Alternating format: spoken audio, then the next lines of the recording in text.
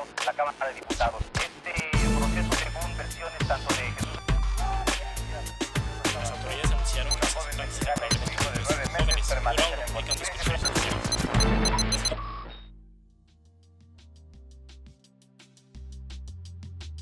Hola, tu marca o empresa podría estar aquí. Por una pequeña cantidad, podrías tener un anuncio con nosotros distribuyéndose en todas nuestras plataformas. De esa manera, te estaríamos ayudando a que más personas conozcan de tu marca o empresa y tú nos estarías ayudando a seguir produciendo este podcast. Si te interesa este espacio, escríbenos a info@chamizohub.com. Te dejo el correo en la descripción de este episodio. Gracias. ¿Qué les? Bienvenidos nuevamente a Cada 7, este programa que pueden seguir en todas las plataformas cibernéticas y con el cual tratamos de mantenerlos al tanto sobre lo que ocurre en México y en el mundo. En esta ocasión me es muy grato contar con una personalidad a quien desde que yo estaba en la escuela he admirado siempre, el doctor Lorenzo Meyer, que no hace falta decir qué es lo que hace, porque me parece que todo México sabemos quién es el doctor Lorenzo Meyer, y la verdad es un gran honor que haya aceptado esta plática con Cada 7. Doctor, muchísimas gracias. Bienvenido. Mil gracias. Y doctor, quisiéramos con usted platicar sobre lo que ha ocurrido en este 2020 en México, a nivel pues económico, a nivel de salud y a nivel gubernamental. ¿Y qué le parece si empezamos por comentar el tema más lógico, la pandemia por COVID-19? ¿Cómo nos ha cambiado la cara al país, la situación económica, la manera de comportarnos y sobre todo también la forma en que estamos dependientes de la información que nos da el gobierno con toda la controversia que se crea alrededor, si hacerle o no hacerle caso a un presidente que ha dicho que no es esencial el uso del cubrebocas cuando en el resto del planeta todo mundo está diciendo que es el escudo elemental que debe tener cualquier ciudadano para cuidarse de COVID-19, doctor. Bueno, Jesús, yo le pondría una serie de matices a esa pregunta. Es cierto que ha dicho que él no usa el cubrebocas, pero ha insistido una y otra vez en la sana distancia. El cubrebocas, según nos lo ha recalcado varias veces el subsecretario de Salud, sirve sobre todo para no contagiar a los otros, no para evitar que nos contagien. Es algo que se debe de hacer en relación a los demás si uno está pues muy cerca. Lo que el presidente ha insistido es que él personalmente trata de mantener la distancia y que cada semana se hace la prueba del COVID. O sea que está más o menos, porque uno puede hacerse la prueba el día de hoy y el día de mañana tenerlo. Claro. Pero creo que es una apreciación un tanto injusta porque pareciera un poco o retrasado mental el presidente o un necio al estilo de Trump, y no es ninguna de las dos cosas.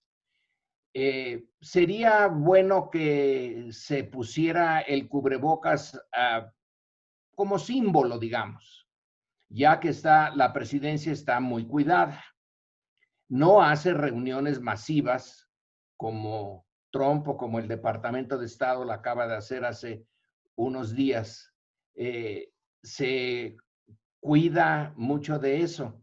Yo creo que se ha intentado, y espero que nosotros no lo hagamos, usar esta parte más bien simbólica que sustantiva de la pandemia. Yo propondría irnos a la parte dura de la pandemia. Uh-huh. Es algo que nadie esperaba. Claro que los teóricos decían, bueno, en algún momento vendrá alguna pandemia y en el futuro va a venir otra. Claro. Pero no sabíamos cuál. Ni con qué magnitud, doctor. ¿Perdón? ni con tal magnitud, sabíamos. No, ni con tal magnitud. Aunque una vez que se inició, ya se sabía que la magnitud iba a ser fantástica, porque tenemos el ejemplo, ya muy estudiado, por cierto, de la pandemia de principios del siglo pasado, la influenza. La influenza que pegó en Estados Unidos sobre todo, pero en México mucho. En México lo afectó muchísimo, aunque se ha estudiado relativamente poco. El ejemplo ya lo teníamos, pero de todas maneras tomó al mundo por sorpresa y en particular en el caso de México tomó por sorpresa a un gobierno que tenía en su proyecto otras cosas, claro, otras cosas harto difíciles.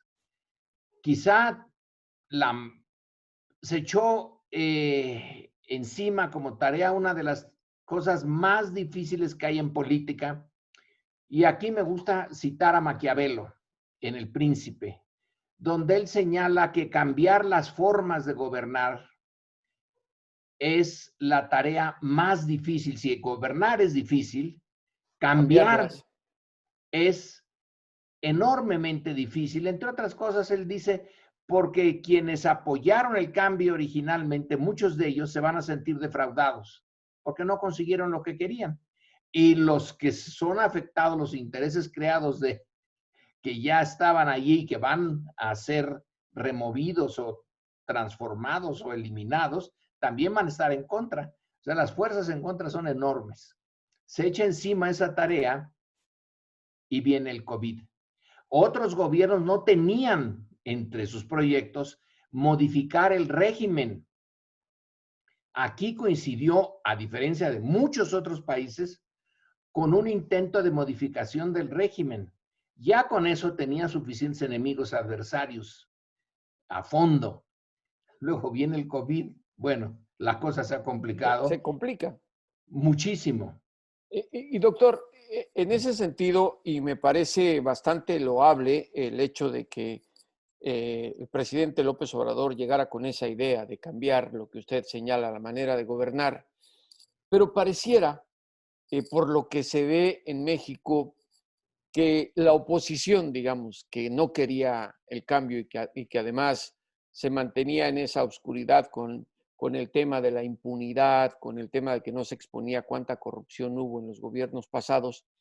Ahora, cualquier intento que se hace o cualquier señal de que ha habido una incongruencia, algo de corrupción, lo señalan a una magnitud del tamaño de la pandemia. Digamos el caso de la empresa, esta nueva empresa holandesa Vitol, que ya dijeron que es el Odebrecht de López Obrador. Nada que ver, me parece. La oposición exagera mucho las cosas para tratar de opacar precisamente ese cambio de formas que usted dice, ¿o estoy en lo incorrecto? Sí, es muy correcta la apreciación y muy esperada ese tipo de oposición. Tienen en su papel es magnificar las cosas, pero el papel de la oposición también debía de ser otro que no juega.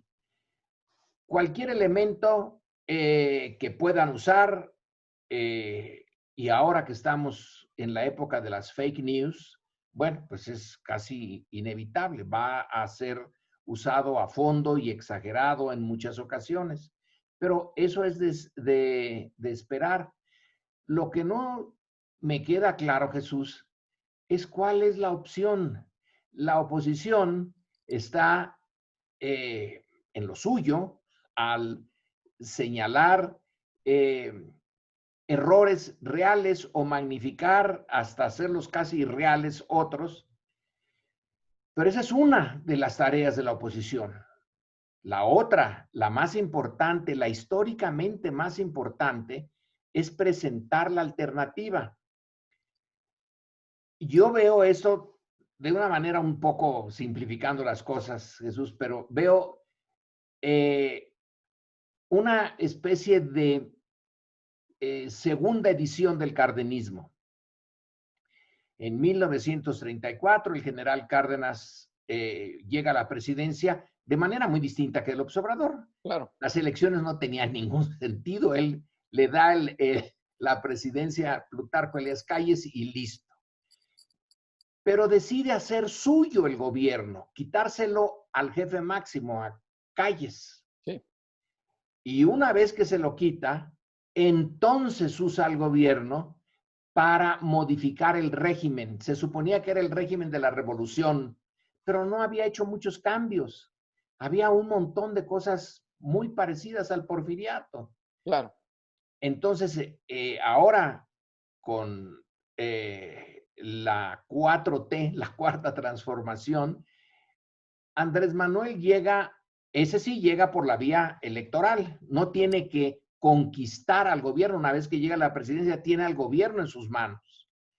Entonces va a usar ese gobierno para enfrentarse a lo que muchos desearían enfrentar en el resto del mundo, el neoliberalismo, que ha concentrado enormemente la riqueza, la ha concentrado a un punto que ya tiene dos problemas. Uno, económico, la economía misma, la concentración del ingreso de tal magnitud, deja un montón de gente fuera de la parte más interesante de la economía, para que subsistan y listo. Y la otra es un problema ético.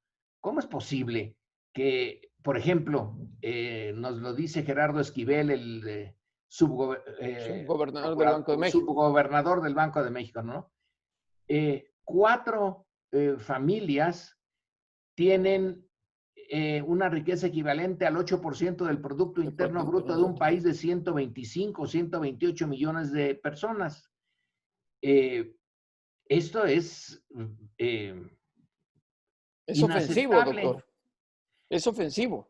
Es ofensivo para casi todos. Ahora, algunos no se dan por ofendidos y siguen su vida cotidiana tan tranquilos. Otros sí nos damos por... Claro, por pero además, como usted dice, doctor, viene esta oposición, que es la segunda edición, como le llama usted, y son exactamente los mismos, aún con el caso de que hay algunos más jóvenes, pero me parece que esta oposición, en este sentido, es una oposición hueca que además el único mensaje que tiene es regresar al pasado. Eso.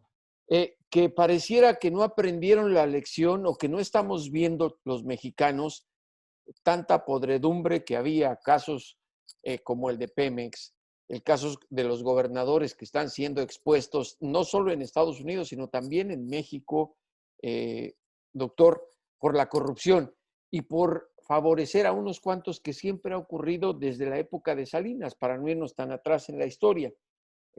Tenemos el caso de Carlos Slim, se volvió multimillonario gracias a Salinas, uno de los hombres más ricos del mundo. El Maseco igual. En fin, incluso hasta algunos que están en los medios de comunicación. No hay opción para la gente, doctor, regresar al pasado o intentar el cambio que además no lo dejan materializar. Lleva 2 años López Obrador. Entonces, volvemos a la pregunta inicial, Jesús, a la pregunta inicial. La oposición ve cualquier cosa para atacarlo en el sentido de que no está cumpliendo o que no sabe qué hacer. Entre otras cosas, la pandemia, ¿no? Claro. Pero esa es una de las partes que le corresponde a la oposición. En la otra, insisto, en presentar qué es lo positivo que ellos ofrecen, no nada más la crítica, sino cuál es la alternativa. No tienen una alternativa. En realidad, por default, están diciendo, queremos volver a ese pasado donde nosotros, los que ahora criticamos, estábamos mucho mejor. Es el régimen que están atacando ahora, el neoliberal, para nosotros, pues sí, tenía defectos, pero, hombre, se vivía mejor. Nosotros, los claro, el pequeño grupo. Ese es el problema con la oposición. Entonces, sí, critica mucho, pero no tiene densidad. Creo que lo dijiste al principio, ¿no? No tiene, ¿sí? No tiene esa...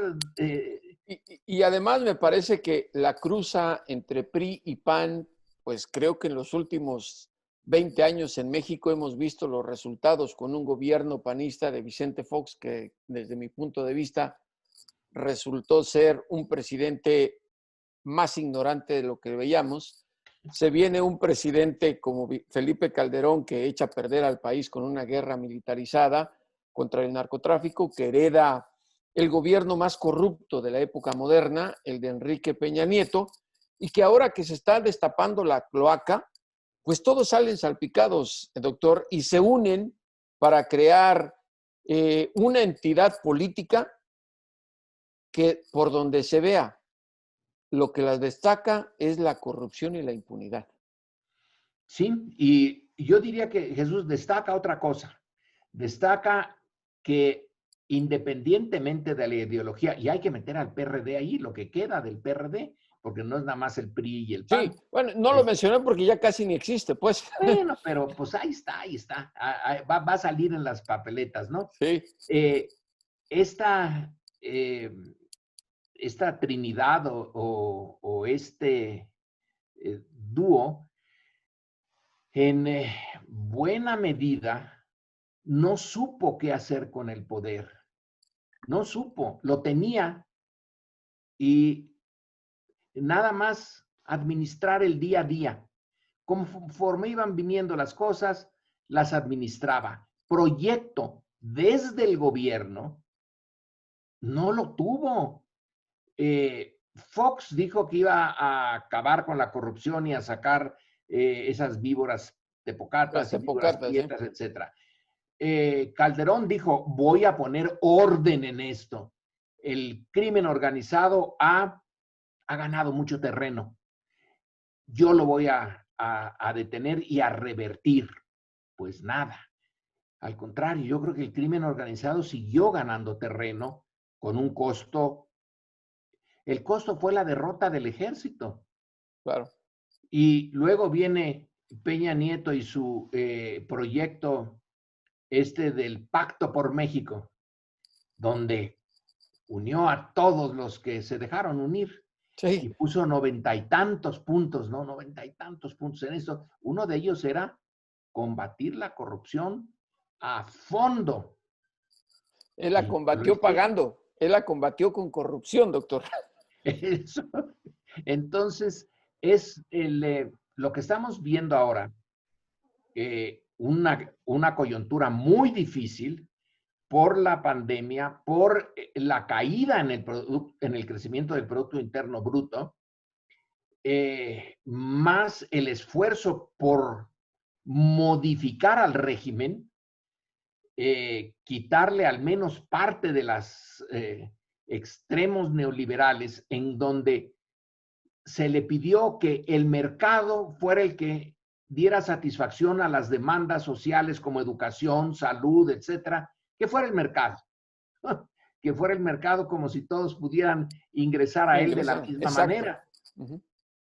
Entonces, la coyuntura es de intentar, no, como dicen algunos de los de Frena que estaban, o están, no sé, todavía en las tiendas de campaña frente a la catedral. Se los llevó el viento ya, doctor. Algunos, pero todavía quedaron otros que señalaban a voz en cuello y ahí delante de las cámaras, etcétera, que esto era el comunismo, que detrás de esto hay un complot cubano, venezolano, ya no es de Moscú, porque pues, por Moscú ya no es comunista. Entonces quedan estos dos solo sistemas. Cuba y Venezuela, sí, claro. Cuba y Venezuela que están como para que les den ayuda, no para andar haciendo complot. Claro. Esta idea de que se va a cambiar radicalmente el régimen, pues es falsa y es imposible. No quiere cambiar el régimen. Quiere quitarle algunas de las partes más brutales que tiene el neoliberalismo.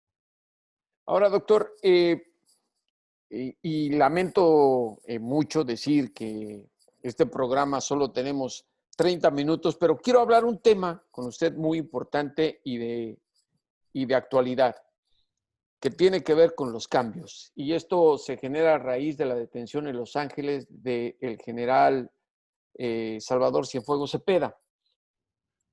La modificación que va a haber en la cooperación con Estados Unidos en materia de seguridad, lo que ya envió el presidente Andrés Manuel López Obrador como iniciativa al Senado y que fue aprobado. Las agencias estadounidenses. Esto no había ocurrido desde que Richard Nixon inició su lucha contra el narcotráfico en 1973. Sabíamos que todos los agentes de la DEA, de la CIA, de ICE y todos los demás portaban armas, que no compartían la información con sus contrapartes mexicanos y que además operaban con toda impunidad debido a la inmunidad diplomática. Esto parece que va a cambiar, doctor. ¿Cuál cree usted que vaya a ser el efecto inmediato? Porque yo le puedo decir desde aquí de Washington que no cayó nada bien, no al gobierno de Trump, porque Trump ya se va, ni al de Biden, sino a las agencias en sí, que esas se manejan de manera independiente de lo que diga la Casa Blanca. Claro, Jesús.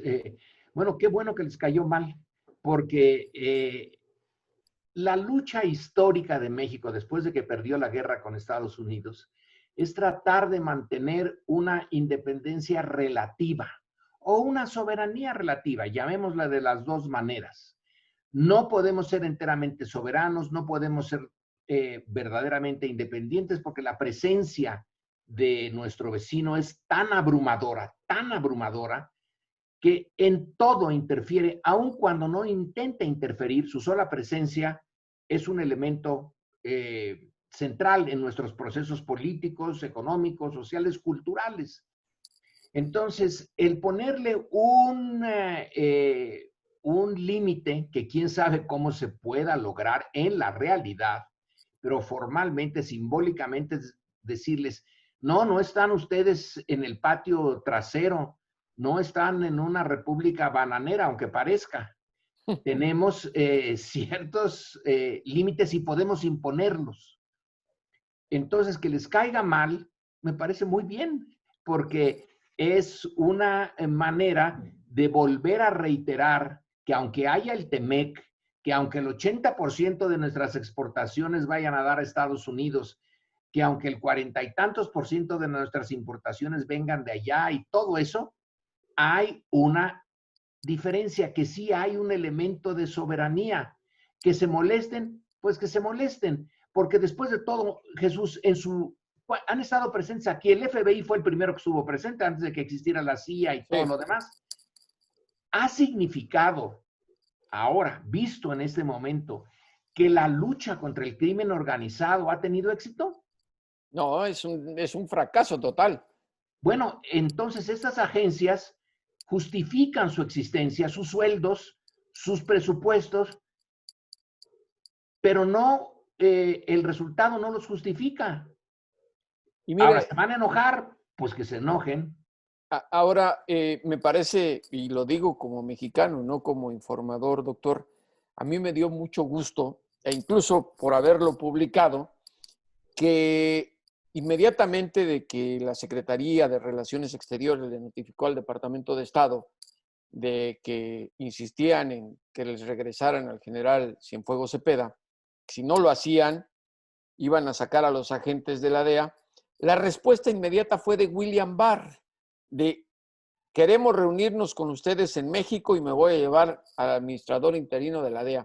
Y la respuesta del gobierno de López Obrador fue, en este momento no. Espérate, ¿cuándo habíamos visto eso? Que al Procurador General de Justicia de los Estados Unidos el gobierno le dijera no, ahorita no. Hacía mucho tiempo pero sí ha habido incidentes. Ha habido, por ejemplo, yo viendo los archivos del Departamento de Estado, me encuentro que cuando viene la elección, bueno, que es que elección, la designación para presidente en 1946, el embajador norteamericano Messerschmitt dice que no quieren a Miguel Alemán como el siguiente presidente. Y México les dijo, sorry, ese va a ser el siguiente presidente. Claro, Alemán inmediatamente fue a ver ya no al embajador, porque ese se fue, pero al encargado de negocios para decirle que él era absolutamente anticomunista, pro norteamericano y que haría todo lo que los... Y vaya que lo fue. Y vaya que lo fue. Pero en principio sí se les dijo no. Luego se arregló la cosa. Entonces son pocas las veces que se les dice no, pero incluso los conservadores mexicanos han llegado a decir en ciertos momentos no. Felipe Calderón no sacó a Carlos Pascual como embajador. Claro. Tampoco les ha de haber caído muy bien eso, pero pues por lo de Wikileaks y que se vio que de qué manera era la manera natural que un embajador informa a su gobierno sobre problemas con el gobierno en el que está como representante.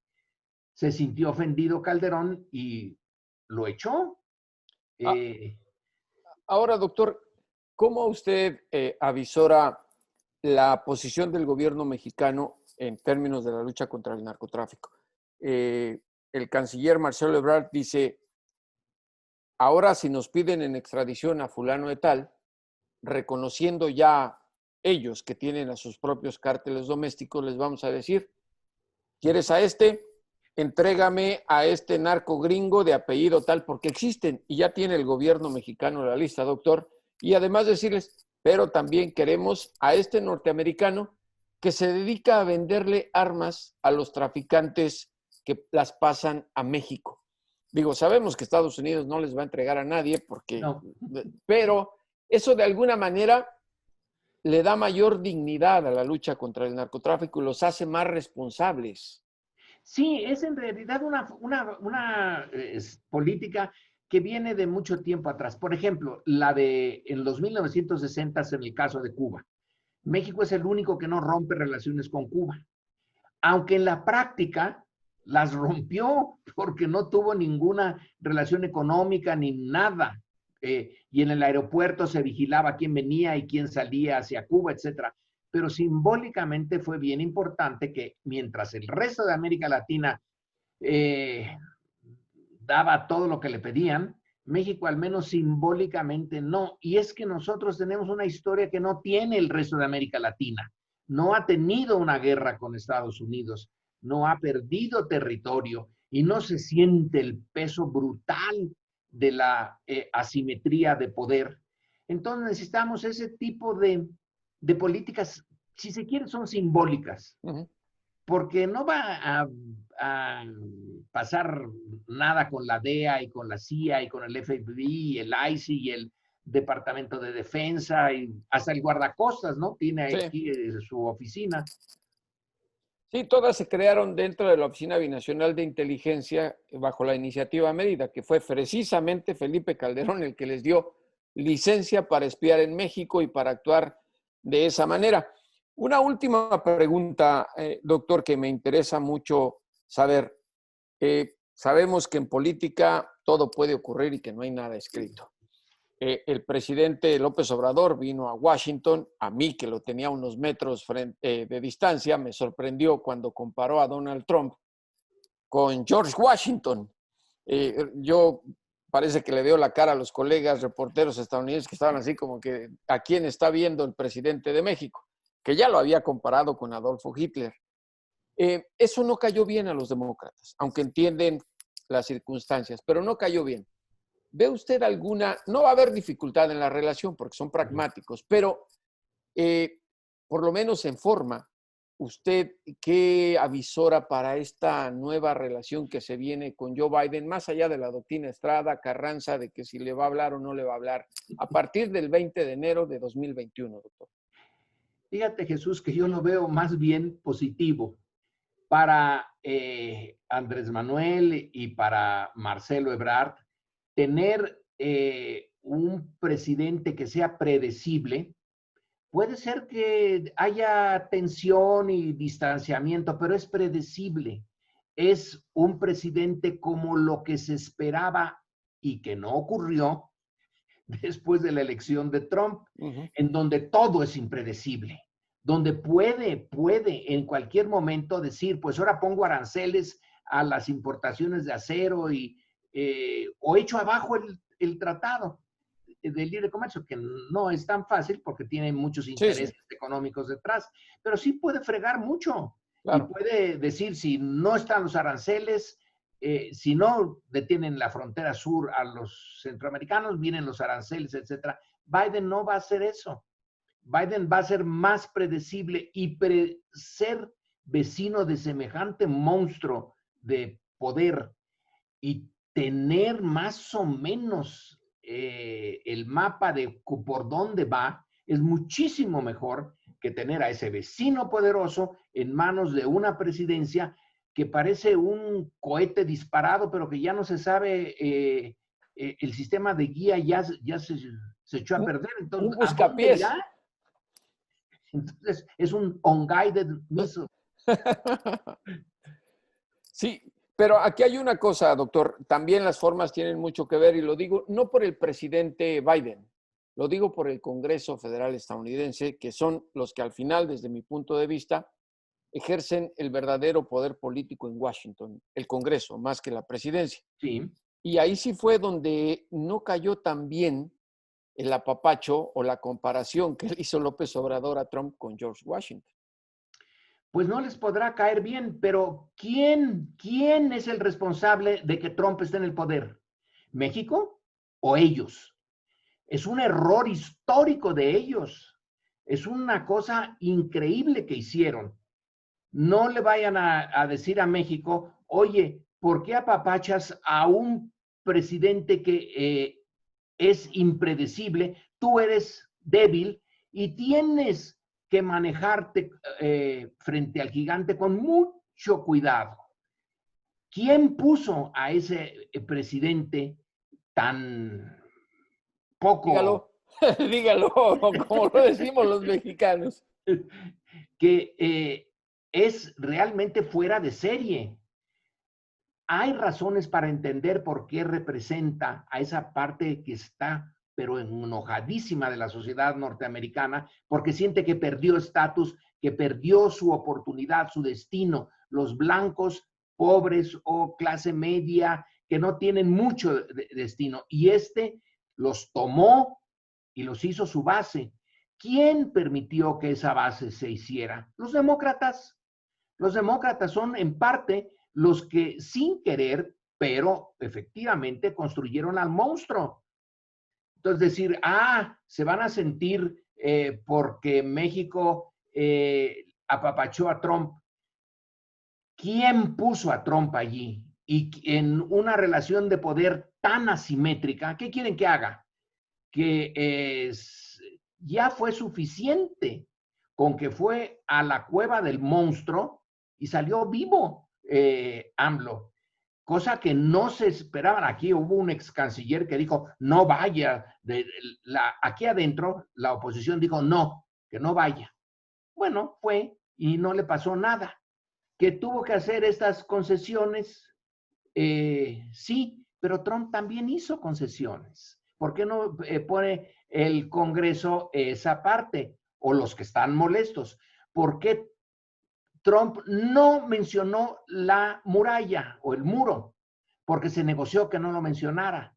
¿Por qué no mencionó el tema de la migración? Porque se pidió que no lo mencionara. Trump también tuvo concesiones. No fue nada más unilateral. Y que conste que son diferencias de poder enormes. Que haya hecho esas concesiones, que se haya callado respecto de esa cosa que propuso del muro, bueno, no es cosa fácil y no se ha aquilatado que México también le pidió concesiones y las dio. Doctor, es de verdad un placer y una cátedra escucharlo a usted hablar de este tipo de relaciones para entender justamente lo que nos está pasando y lo que nos pasó con Donald Trump, porque ya es pretérito el señor Donald J. Trump. Le queda casi un mes. Sí, le queda casi un mes. Así es que se acabó esta pesadilla, esta anomalía de la democracia de los Estados Unidos, este experimento que, la verdad, y si somos, me parece, un poquito sinceros, a México nos causó muchos dolores de cabeza, doctor. Sí, sí nos causó dolores de cabeza. pero no nos causó un daño irremediable. Y eso, siendo sus vecinos pobres, ¿cómo empezó a decirnos en 2015, ¿no? Sí. O Ladrones, 14, nos dijo violadores, hasta, narcotraficantes, todo. y ya después tuvo que recibirlo en la Casa Blanca. Nunca recibió a Peña Nieto. A quien trataba con los pies, como decimos en México. Doctor, muchísimas gracias. Y a todos los que nos ven y nos siguen, por favor, ya saben, estamos todos los domingos, cada 7. Ahora sí, a los criminales y a los políticos, devuélvanos a ese México que nos arrebataron. Hola, te habla Luis Chaparro, director de Cada 7. Quiero agradecerte por escuchar cada episodio que hemos producido hasta hoy. Y si te está gustando lo que hacemos, quiero pedirte un favor. Entra a nuestra página en patreon.com/cada7 y haz una donación. Por más pequeña que sea, nos ayudará muchísimo a seguir produciendo este podcast. Además, tendrás algunos beneficios que encontrarás descritos en nuestra página en Patreon. Te dejo la liga en la descripción. Muchas gracias.